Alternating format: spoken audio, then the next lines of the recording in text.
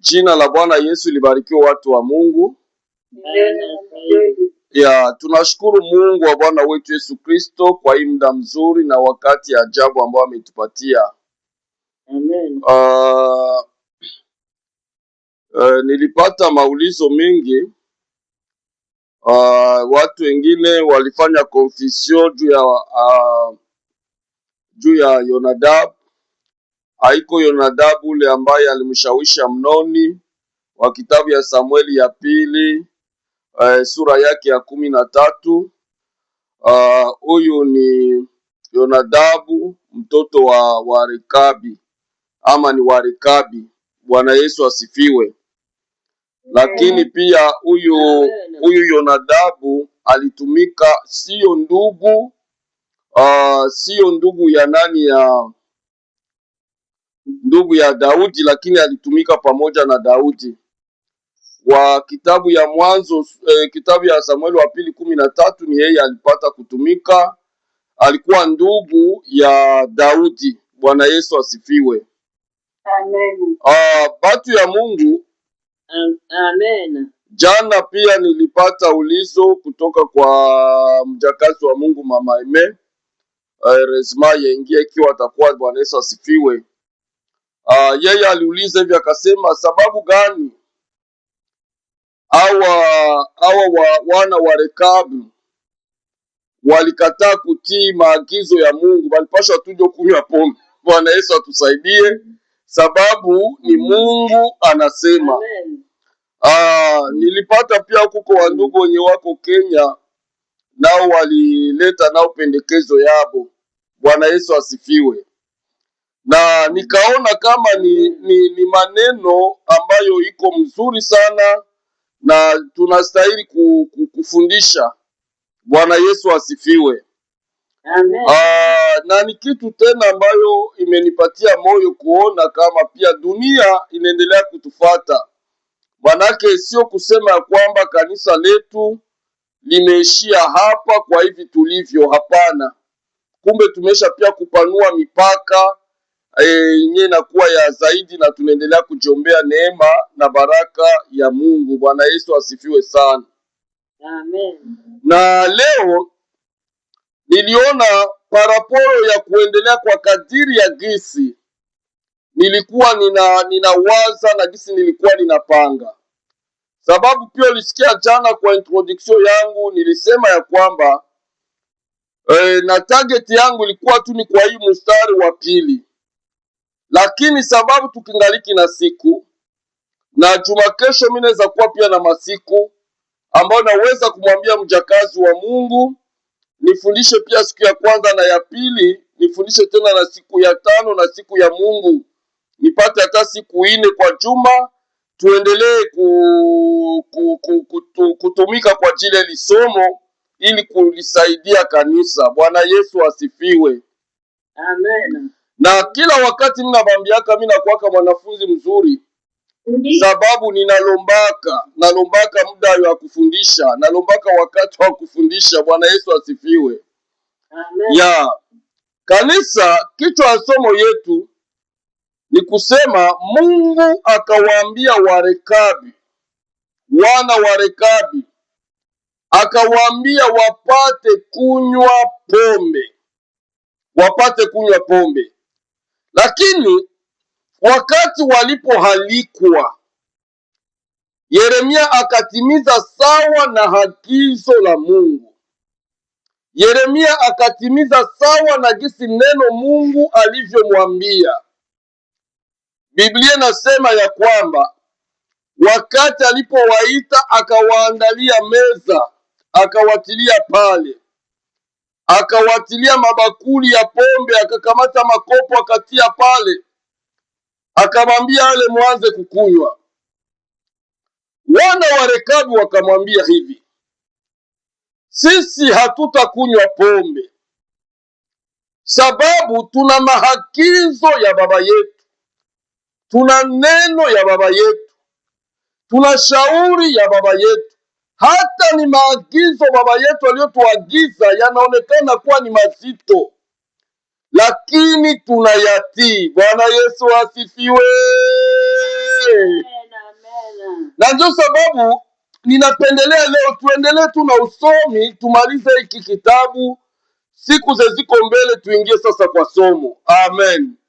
Amen. Mama msomaji wetu wa mzuri sana, mjakazi wa Mungu, tuende kwa ile mstari wake wa 9, twende kama gisi tulivyoenda jana.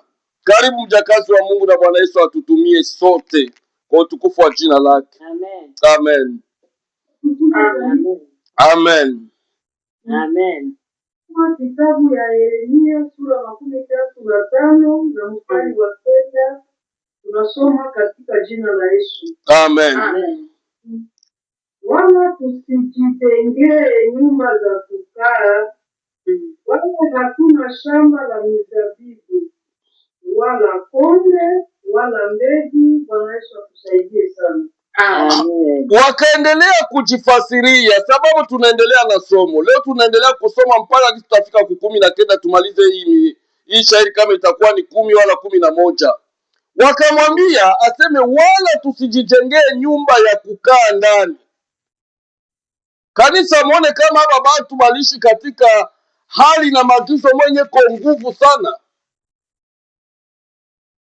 We mwenye uko nashindwa na bumashurti na bumasheria mdogo mdogo, lakini wakamwambia shauri ya baba yetu alituambia tusijijengee hata nyumba ya kuishi ndani, wala tusilime shamba, tusiwe na shamba, wala tusiwe na konde. Konde ni kusema gala, konde ni kusema ile pipa yenye mtu balikuwaka wanatiliamo bunga ya ngano kusudi ya kukanda mkate. Tusikuwe hata na ile, wala mbegu tusikue nayo. Bwana Yesu asifiwe. Amen. Batu ya Mungu tuko na wote ambao wanaweza tufata, kama ni ku YouTube, kama ni ku TikTok, kama ni ku Instagram, kama ni ku Facebook. Bwana Yesu asifiwe. Tusikie masharti ya benzetu waliishi ndani, watu wa Mungu. Sababu sisi tunakamata Ukristu leja. Hakuna Ukristu bila utiifu. Hakuna Ukristu bila kuliheshimu neno la Mungu. Usikie venye benzetu waliishi ndani. Basi jengake nyumba ya kuishi ndani, basi limake shamba, basi kuweke na kagala kusema na shie tunajitilia kastoki ka chakula, basi fanyake hivyo. Mashauri ya baba yao na wanaitii, mashauri ya baba yao wanawaambia na wanaiheshimu. Wewe kanisa mwenye uko mafu, hauna hata agizo moja ya Mungu wala sheria ya Mungu moja yenye unatii. Amri zote, sheria zote, maagizo yote ya baba yao walipata kuitii. Wewe unaleta mafasirio ndio unaleta mbele. Wewe unaleta masababu, na nikiingia hapo tunakufana na wengine. Unaona mimi sikuwake na kazi na wenye niko nasikia huruma sana watu ya Mungu. Mimi naweza kutoa ile sikuwake na kazi, sio tukwake na kazi ni wenye, na mimi nawaambia tutaendelea na tutabarikiwa sana. Bwana Yesu asifiwe. Amen. Na kungambo ya sadaka hatuamuru mtu yeyote wala tushurutishe mtu yeyote. Fanya kubale manabii mapepo na mashetani. Leo ingie kuma internet uone gisi dunia biko wanacharangikiwa na kukarangiwa, sasa vile biko na karanga, biko na karanga ndagara, katika ndagara kukauka waikaranga mu mafuta. Kuko watu wenye biko wanachorozewa na manabii na watumishi uko nchi, na habata kuwa na sehemu hapa kudunia na bana sehemu katika ufalme wa Mungu. Mtu haupende kutii maagizo ya Mungu, haupende kutii sheria ya Mungu. Baba yao wanawaambia na watoto wanasema ndio baba, tuko hapa, tunatii maagizo, tunatii amri yako. Twende kwa mstari wa 10 mama. Yesu atukuzwe kabisa. Atusaidie sana mfalme Yesu. Tunasoma Yeremia 33 mstari wa 10. Tunasoma katika jina la Yesu. Amen. Amen. Yesu. Amen. Katika hema nasi tumetii, tukafanya sawasawa na yote aliyotuamuru Yonadabu baba yetu. Amina. Bali tukakaa katika hema nasi tukatii. Haiko wewe bere M23 na ba M23 hata biko bazuri bale baboko haramu bale barebere ya nani ya Nigeria baboko haramu habana huruma hata kidogo, ni kulipuaka tu,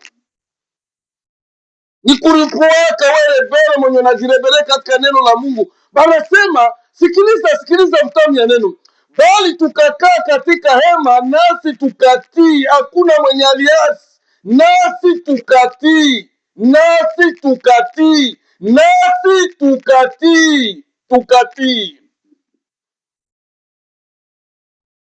tukatii. Foli yenye ko mubatu leo kanisa, watu wanawazia Bulaya ni sehemu ya mbingu. Batu banawazia kuwa Bulaya ni sehemu ya mbingu. Batu banawazia kuwa Bulaya ni kumpanda Mungu kukichwa. Ujisi unawaza unasirimuka, ndio na ile usirimu yako unasirimukia pia kwa Mungu.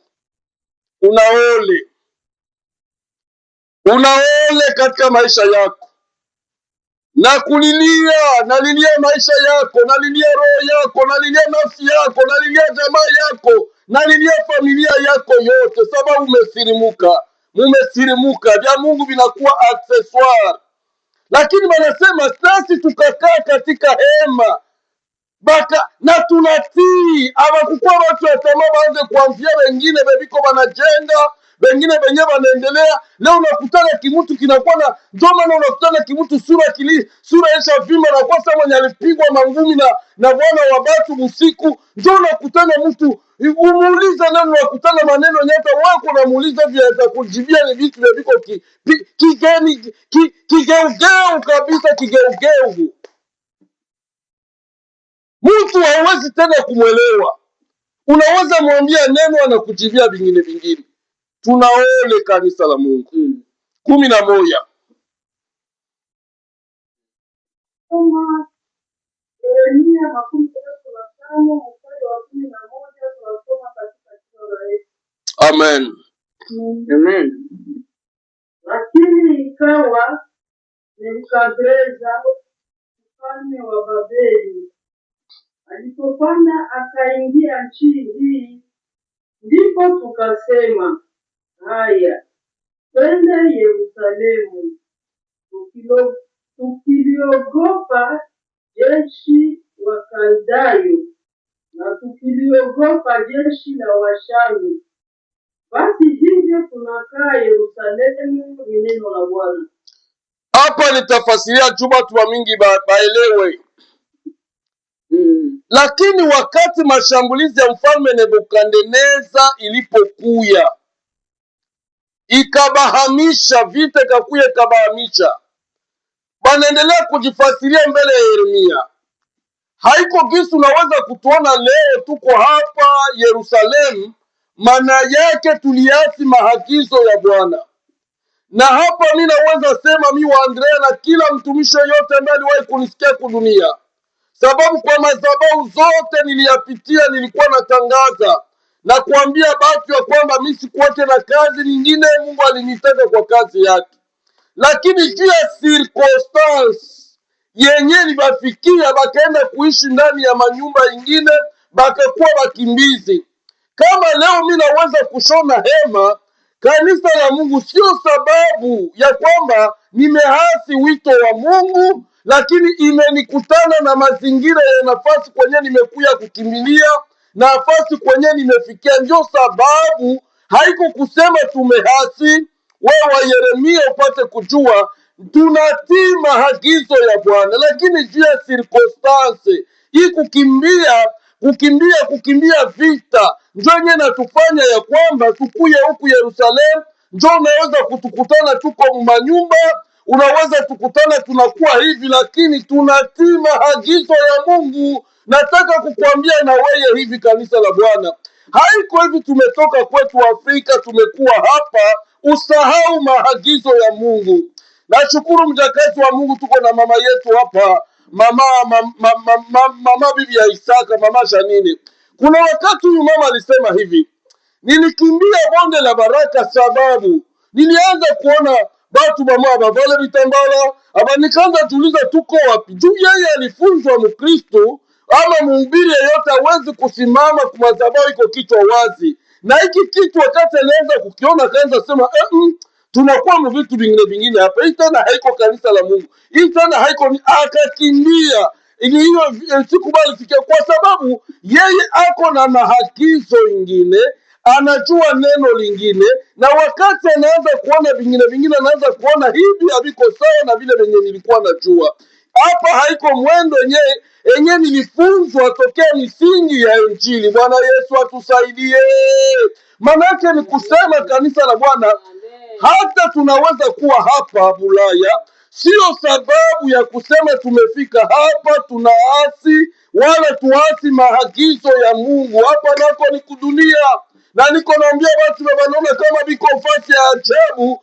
Ingelikuwa hapa hakuna makaburi, kanisa la Bwana, tungelijigamba kuvifua kabisa na kusema tunafika pahali pengine, lakini hivi nabo wako wanakufa. Tuko na magonjwa wa kila aina hapa nako, kuna kutana mtu kuna magonjwa ananeshi na magonjwa aseme haponake.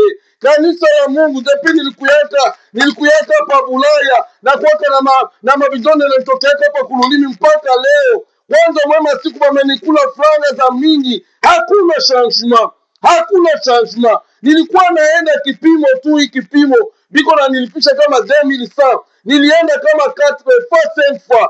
Usiku wenyewe nililipa kidogo, nililipa kama 710. Kanisa la Bwana, na niko hapa Bulaya, $1000 ndio minamaliza, lakini hata changement hakuna. Batu ya Mungu, kanisa la Mungu, tunaishi na magonjwa na tuko hapa, tunaishi na mahali zingine na tuko hapa. Kwanza fasi ya kwanza kustress mwata kwetu, unazoona jirani na kuya na kutosha mzoto yenyewe ilikuwa moyo. Kuna wakati unaweza kutana mtu anakuinvite, kuna wakati unaweza tembelea kwa mwingine, mnapiga masomo, mnaechange, unaweza songa kabugari kako pale, ulikuwa unafanya kalikulo ya sema nitakula kana watoto, unakutana bageni banakuyalia mnyumba. Ile nayo ni changamoto ya maisha. Wakati ulifanya hesabu ya watu waine, unakutana mnakuwa 12, inakuchangamsha mkichwa, kichwa na baki na changamuka. Unasema sasa nitatafuta kengine wapi, sababu nimegabulia na maisha naendelea na afya na kuwa mzuri. Lakini hapa kama ulikasonga kalikushinda kakilala pubele na kapokea na kadhalika, njoko nasikia mbele wende ukatupa na ukumbuka kwetu njo nasikia stress na kuyajua stress. Bwana Yesu atusaidie kanisa. Sisi hatuwezi kuacha maagizo, hatuwezi kuvunja sheria za Mungu, hatuwezi kugeuka sababu ya hali ya muji ama ya hali ya miji. Wakati wanaitwa wanasema Yeremia, usituonee gisi tunakuwa hapa Yerusalemu, hatutakunya pombe sababu ni maagizo ya Mungu. Tunatii maagizo ya baba yetu, tunatii. Usituone hivi. Kuko wengine waliko wanadanganyika, wanawazia kisi wamechanganyikiwa Bulaya, njo wengine watu wote wanachanganyikiwa na kuambia tuna batu wenye wanasimama na miguu miwili mbele za Mungu, na kuna watu wenye Mungu iko najivunia hapo anajipigia kifua. Usiwaze kisi wanachanganyikiwa, njo wengine wanachanganyikiwa. Usiwaze kisi wanarudia nyuma, njo wengine wanarudia nyuma. Usiwaze kisi vyenye wao mfanyizie Mungu, njo wengine. Kuko watu wenye viko hapa Bulaya, na mimi nakwambia kanisa la Bwana haba kubadilika hako chochote, na zaidi ya hiyo banakuya bana multiplier gisi walikuwa wanamtumikia Mungu, banaanza kumtumikia zaidi ya gisi walikuwa wanamtumikia. Jina la Bwana Yesu libarikiwe. Mama, twende ku 12 mama, twende haraka sana mjakazi wa Mungu, tunaanza panda minute yetu ya 12 mama.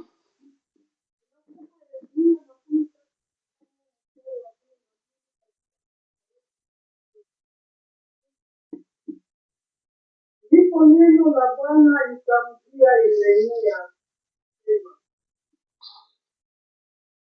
Bwana wa majeshi, Mungu wa Israeli, asema hivi: enenda ukawaambie wana wa Yuda na wenyeji wa Yerusalemu, je, hamtaki kupokea mafundisho?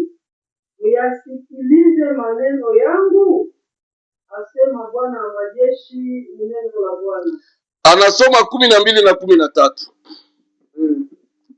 Tumpepee Bwana Yesu tu kama uko pamoja na mimi. Tumpepee Bwana Yesu, sijue kama ni dada yangu nani Teila pale. Tumpepee Bwana Yesu mama. Tunafuataka kila mtu. Hakuna vya kufunga mikono. Mikono yako ipepee Bwana Yesu kwa utukufu wa Mungu Baba. Amen. Darit. Nyorosha mikono mama, umpepee Bwana Yesu. Yesu yuko pale kwenye huko mama. Bwana Yesu asifiwe. Sikiliza sasa, tunafika kusailo ya butamu ya neno la Mungu. Amen. Wako wanaendelea kumwambia Yeremia, usiwazie tuko hapa Yerusalemu, tunakia tuona hapa Yerusalemu ndio naanza tuita tukunye pombe chi. Shia tunatii maagizo ya Bwana. Tunatii maagizo ya baba yetu. Tunatii. Amen. Pale lulimi ya Yeremia ikageuka. Mwenye alimtuma Yeremia ni nani? Ni Mungu. Si vile kanisa la Bwana. Pale Mungu akashukia Yeremia. Ndio Biblia inasema ndipo Bwana akamjia Yeremia na kusema, Bwana wa majeshi, Mungu wa Israeli anasema hivi: enenda ukawaambie wana wa Yuda na wenyeji wa Yerusalemu, je, hamutaki kupokea mafundisho muyasikiayo maneno yangu, asema Bwana. Anasema nyiba vichwa vigumu benye muko na majina ya Ukristo tu, muko na majina ya Ukristo. Mungu akakuwa surprise, akakuya kusema hey, kumbe Elizabeth anaweza simama zaidi kuliko gisa alikuwaka pale Kenya. Kumbe Mapendo anaweza simama zaidi kuliko gisa alikuwaka. Kumbe Bienve anaweza simama zaidi kuliko gisa alikuwaka. Sasa akageukia Wayahudi. Anasema kwa sababu nyie mnakataa kunisikiliza, mnakataa kupokea mafundisho yangu, mnakataa shauri yangu, tuendelee tusikie maneno ya Mungu. Mama karibu, endelea kusoma, mjakazi wa Mungu. Twende pale 14 na 15 yake. Ya maneno nakuwa sasa. Nasikia sasa nilale tu hapa. Niko nasema maneno ya Mungu. Nasikia sasa nibakie tu. Niko nasema maneno. Nasikia sawa nibakie tu. Manake wa kunitosha hapa sisubutu. Nasikia vinakuya sasa. Haleluya. Karibu mama, karibu mjakazi wa Mungu.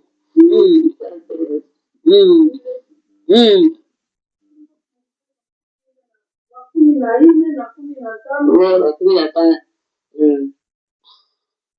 Maneno ya Yonadabu mwana wa Rekabu aliyowaamuru wanawe kwamba msinywe divai yametimizwa, na hata leo hayanywi. Simama kwa pale mara, twende polepole. Mungu sasa ndio anarudia kwa maneno. Mungu bene kusikua kukuchokoza pale. Mungu anarudia kwa maneno. Mungu ndio anakamata sasa. Bwana Yesu asifiwe. Wache Mungu achezesha Mungu. Mungu analangula dossier. Japo alituma wale wana Marekabu waende na kunywa pombe, lakini sasa anaanza jifasiria mbele zake. Mungu analangula, Mungu anapokea. Ndio anasema sasa maneno ya Yonadabu mwana wa Rekabu aliyowaamuru wanawe kwamba wasinywe divai yametimizwa hata leo. Niye watoto yangu niko na baambia, niye watoto yangu niko na bashauria, lakini huyu mtu Yonadabu mtoto wa Rekabu aliambia watoto yake, na watoto yake banatimiza ile maagizo Wewe mwenye huko hapa na mwenye huko unanisikiliza, wewe muruga mama ndio wanasema wa matu ungwa, manake wenye masikio yenye haisiki yake huko watu wenye viko na masikio yenye haisiki yake. Hata unaweza kuwaambia namna Mungu anasema kefulia haba banatii maagizo ya baba yao. Mbona mnanipatisha haya wana wa Israeli wa Yuda, mnanipatisha haya? Nimesikia kuandika kama watoto ya Rekabu wanaweza kutimiza maagizo. Kefulia mie Mungu wa mbinguni niko na amuru watoto yangu na wanakatala kupata kunisikia. Mama, endelesha tumalizie, tunaanza ngeo kwa dakika 40. Ya. Endelesha pale mama, endelesha pale. Hawanywi maana. Karibu mama. Hiyo amri ya baba yao. Mimi nimesema nanyi mapema na kunena, bali ninyi hamkunisikiliza mimi. Mungu anaangalia wa ndugu yangu.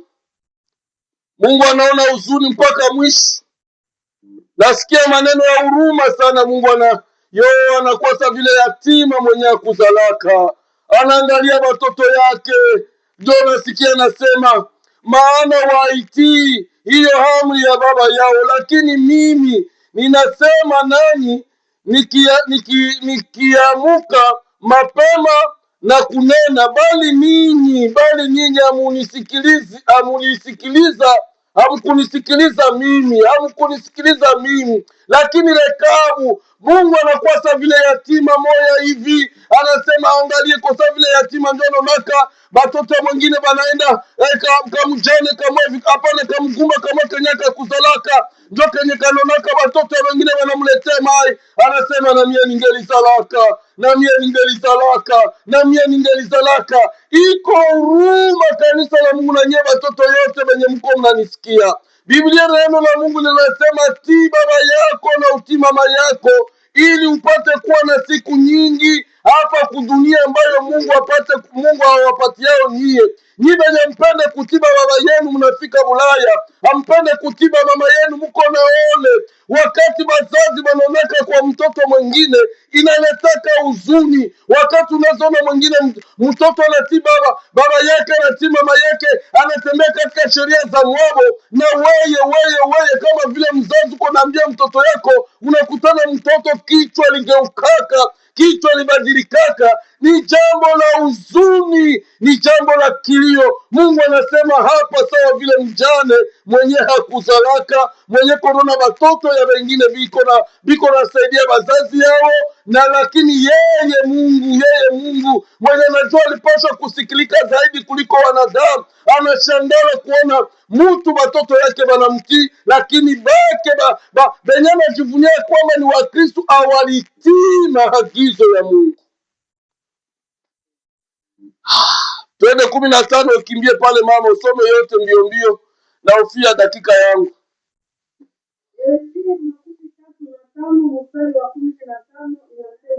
Amen.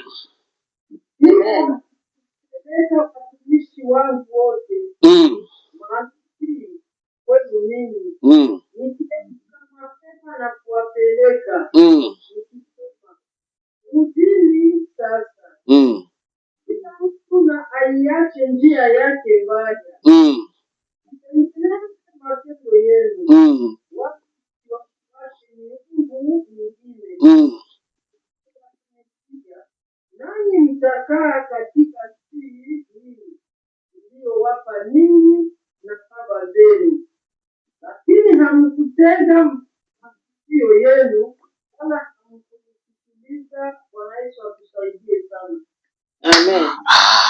Kibayo uko mbali na mikrofoni yako mama, sauti yako iko nasikilikania sa mtu mwenye uko mbali. Huenda kuna mtu mwingine mwenye amsikie mjakazi wa Mungu. Mama, soma tena, sitake ile neno ipite. Mimi nisiseme neno la Mungu lisomeke, kila mtu ajisikilie tu. Sema na sauti ya mkubwa mama. Karibu mjakazi wa Mungu. Amen. Amen. Tunasoma Yeremia sura 13 mstari wa 15. Tunasoma katika jina la Yesu. Amen. Amen.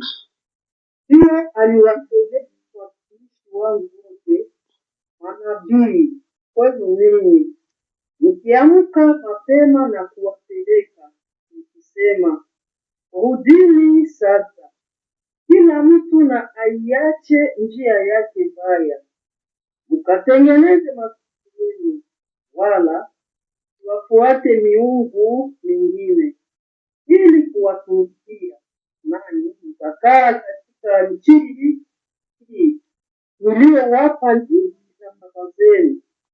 Lakini hamkutega masikio yenu, wala hamkunisikiliza mimi. Bwana Yesu atusaidie sana. Amen. Watu wa Mungu, nataka sema neno yenye iko mzito. Kuna watu wenye wanajua kama maagizo ya Mungu inagawia, na kuna watu ambao wanasema kwa nini mie Mungu anitendee. Kanisa, Bwana Yesu asifiwe. Amen. Bwana Yesu asifiwe. Anafaidi. Tulikuwa na mama moya, alikuwa azalaki, na wewe peke unasema huyu apashwe zala. Japo tunayua batu benye habazalaki banakuwaka na upendo sana kwa watoto, lakini unakutana huyu azalake hataki aone mtoto wa mwingine, na hataki mtoto wa mwingine apate kumgusa. Unaona, hana upendo kwa watoto. Bwana Yesu atusaidie. Amen. Ya, ni bachokoze. Bwana Yesu asifiwe sana. Amen. Niseme batu ya Mungu, unayo kama mkanisa tukikuwa na batu benye biko na mahitaji ya buzito buzito, kule kwetu kwa Afrika, kule kwetu tuko na bakristo bazuri, na shie natupatiaka ka nguvu mule mkanisa. Uniuliza sasa juu ya nini? Bwana Yesu asifiwe. Kama tuko na batu benye biko na mahitaji ya ngufungufu mule mkanisa, inatufanyaka shie batumishi ya Mungu tupate kukula mzuri. Njo nakutana bale batu bebiko na mahitaji ya ngufungufu, bebiko banatafuta Mungu, ile mahitaji yabo ya nguvu inafanyaka inabatengeneza mzuri. Banakuwaka batoaji sana, banatuletea, tunakula, tunanenepa, tunafurahi, tunashukuru Mungu kazi yenye alitupatiaka. Unakutaka banakuwaka na bidii mkanisa, ni batu tu bakujitoa tu kwa manake abana wito, lakini hitaji kwa nayo nabafanya kuwa na wito. Bwana Yesu asifiwe. Lakini sasa kuna kuwaka watu wengine, unaangalia mtu unasema, kwa hii hitaji kweli, mbona huyu mtu ampende Mungu, mbona huyu mtu ajitoe. Hata unaweza kuomba, lakini maombi yako haitaenda nafasi. Wewe peke sasa unaangalia, na sisi tushie batumishi tunaangalia hata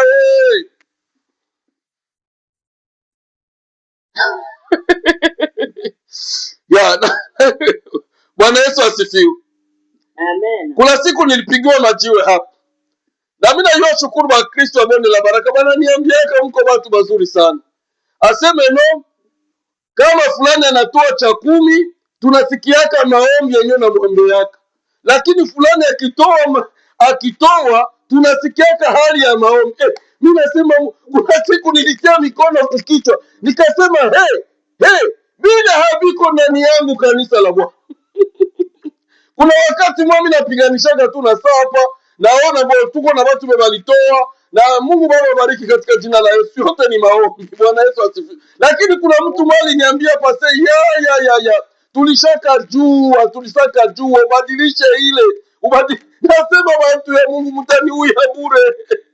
Sifanyake hata kwa makusudi, hakuna benye mimi napendelea na benye, lakini nataka acha niseme hapa, kuna kuwa maombi yenye mtumishi wa Mungu anasimamaka nayo juu ya sadaka, juu ya mtu mwenye anajitoa mkazi ya Mungu. Kuna maombi yenye mtumishi wa Mungu anajua kujizila, hiyo haiko siri basi ya Mungu. Nawaambia ya kwamba kuna maombi ambayo tunaweza kuomba na tutaiombea watu yote, sababu tunaangalia hali ya kanisa. Tuendelee, tumalize neno la Mungu mama. Tuendelee sasa, tunakimbia.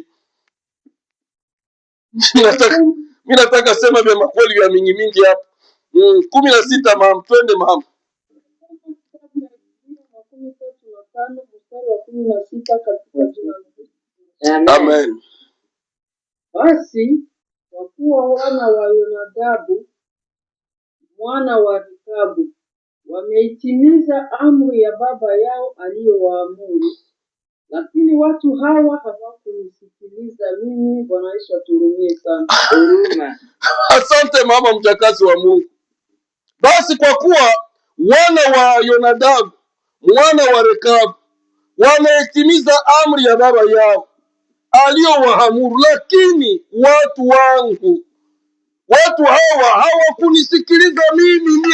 Mungu anakuwa mkilio kanisa lako. Uko namletea Mungu huzuni, Mungu iko na kilio juu yako wakati hautake kutii maagizo na neno la Mungu. Twende 17.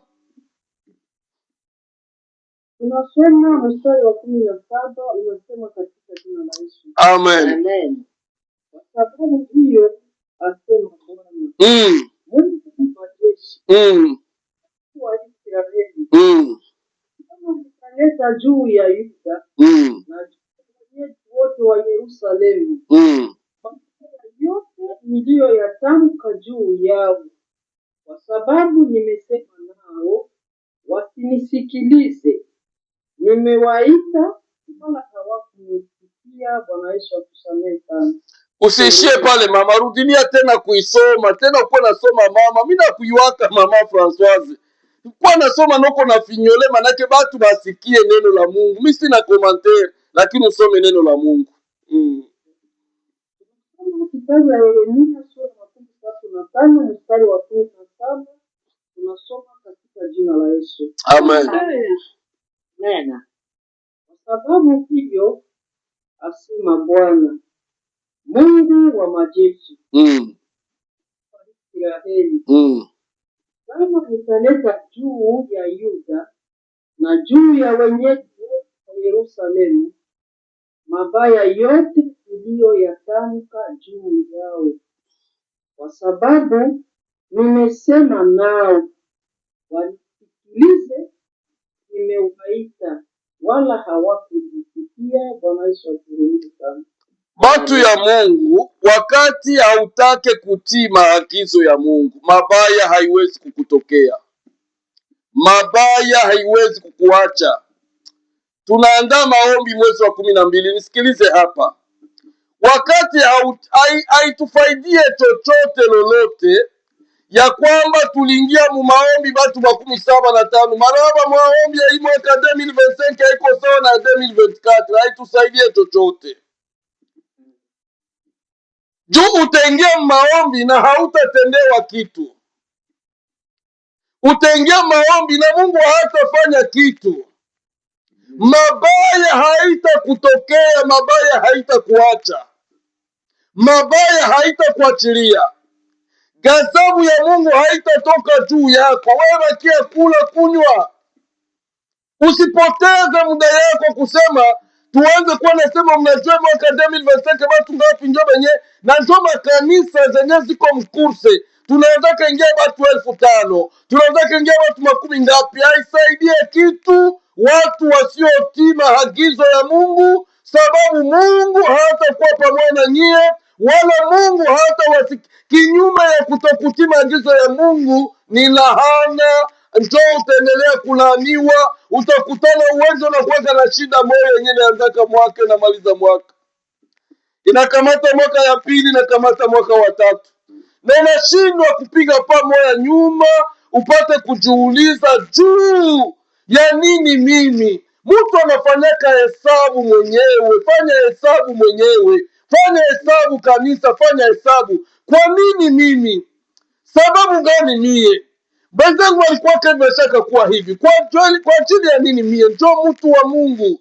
Na maisha tu nyuko napitia, unajikaza, unajitia kuwa rafiki ya Mungu. Natoka kusema neno hapa. Sisi makanisa tunajuaka mtu mwenye eko na hitaji na tunaonaka kilio, wakati unaweza kutana mtu iko na mahitaji yenye haijibilikake, lakini ule mtu ajipane kwa Mungu, ule mtu ajitoe kwa Mungu, ule mtu hatowake mbele za Mungu. Inaletaka huzuni hata kwa wachungaji. Sababu gani? Hata kwa watumishi wa Mungu. Sababu gani? Wakati unakutana mtu iko anakwamiwa fasi moja, na kwa kadiri ya gisa anajitoa, inafanyika hata watumishi wa Mungu waanze kubeba maombi mbele za Mungu. Usitupatishe haya Mungu, wewe mwenyewe baki yake na deni ya mtu. Ona kujitoa ya huyu mtu, ona kujinyima ya huyu mtu, ona juhudi ya huyu mtu, ona venye huyu mtu iko nafanyizia Mungu. Lakini wakati yenyewe upende kutii maagizo ya Bwana, uko Mkristu tu wa jina tu, batu ya Mungu. Mungu anasema hiki kizazi mimi naenda mbali nayo, kinanipatisha haya, kinaniletea aibu. Aye Warekabi wanaweza kutii baba yao, wakose kunitimie Mungu Bwana wa mabwana. Kwa sababu gani na kwa nini? Mungu anaona aibu, laana inageuka kwa watu wote wasiolitii maagizo na neno la Mungu. Twende 18 tumalize. Tunakuwa na 53 mama. Fanya mbio mjakazi wa Mungu. Kitabu ya Yeremia 33 mstari wa 18 tunasoma katika jina la Yesu. Amen. Amen. Yeremia akawaambia watu wa nyumba ya Warekabi. Twende pole pole. Yeremia anageukia sasa wale watu. Wale wana wa Rekabu anageukia, anaanza kumwambia tena kusudio la Mungu. Haleluya. Haleluya. Haleluya. Wenzetu baba wanaimaka asiye badilika ni Mungu peke yake. Na mimi nakwambia Mungu anajua kubadilika. Mungu anasemeka hapa tena, anarudia ni Mungu. Matendo yetu mema inageuzaka kauli ya Mungu. Njia zetu zenye tunaenda kama tulikuwa watu wazuri, na wakati tunageuka Mungu naye anageukaka. Kanisa la Bwana, ule ndiye Mungu. Amen. Maliza kusoma mama, tuombe Mungu. Bwana wa majeshi, Mungu wa Israeli, kwa sababu mmeitii amri ya Yonadabu baba yenu na kuyashika maagizo yake yote na kutenda sawasawa na yote aliyowaamuru, ni neno la Bwana.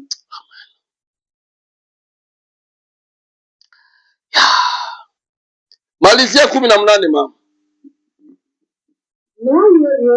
Basi naye Yeremia akawaambia watu wa nyumba ya Warekabi, Bwana wa majeshi, Mungu wa Israeli, kwa sababu mmeitii amri ya Yonadabu baba yenu na kuyashika maagizo yake yote na kutenda sawasawa na yote aliyowaamuru, basi kwa sababu hiyo Mungu wa majeshi, Mungu wa Israeli asema hivi, Yonadabu mwana wa Rekabu hata kosa kuwa na mtu wa kusimama mbele zangu hata milele. Ni neno la Bwana. Haleluya. Tushangilie neno la Bwana. Tunamaliza kanisa, hatuna la zaidi.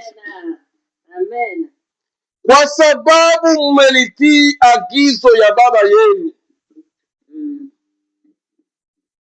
kwa sababu mmelitii agizo ya baba yenu, waambie hivi, wana wa Rekabu hawatakosa mtu atakayesimama mbele zangu hata milele.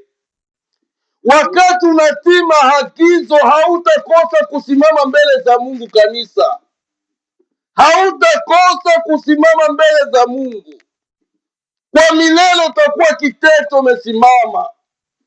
Mungu akageukia wana wa Rekabu, anawaambia kwa sababu umetii maagizo ya baba yenu, wala hamkupata kukosea amri zake, sababu ya hiyo hamtakosa mtu, hatakosekana mtu mwenye atasimama mbele yangu mie Mungu daima.